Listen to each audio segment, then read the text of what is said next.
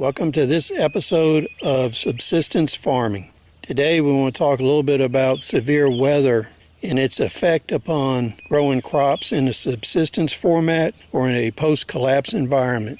One thing that is unpredictable is the weather, and it can severely impact your crop yields, much more than people realize. On a diversified farm, you have many crops, including tree crops and row crops, and also some dependence on permaculture, forest, and natural products. But what happens is severe weather impacts all of these, and it can impact them all at once. So when you're planning for a post-collapse environment or a high-yield subsistence farm, what you need to do is plan your crop yield to sustain your group or community with massive crop loss. So what you need to do is overplant in order to provide sustenance on 20% or less of a normal yield.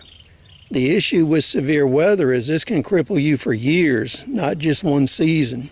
What we have here as an example is a maple tree. It was severely damaged during a line of heavy thunderstorms with winds in excess of 40 miles an hour generated by a tropical storm.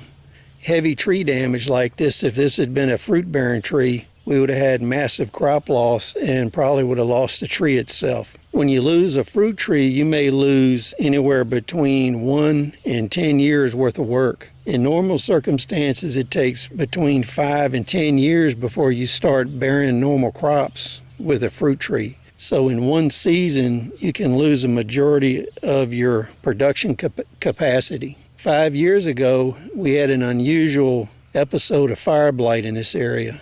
I lost all of my pear trees in a space of about a month and a half. Pear trees were decimated in this area in about a 200-mile radius. Some orchards that were all pear trees, the farmers there lost all of their production capacity in one fell swoop. This is a major reason for diversification. The other severe instances can be hail, and we'll show you an example of a hailstorm we had last month.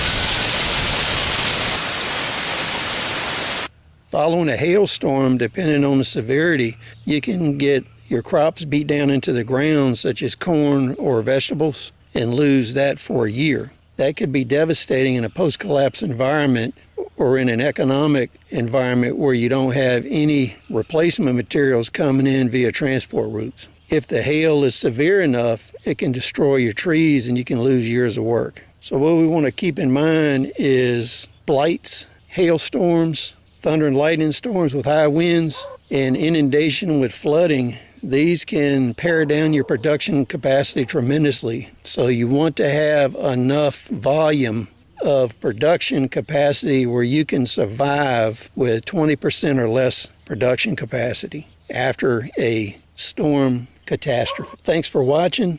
Please comment, rate, subscribe, and we'll see you on the next episode.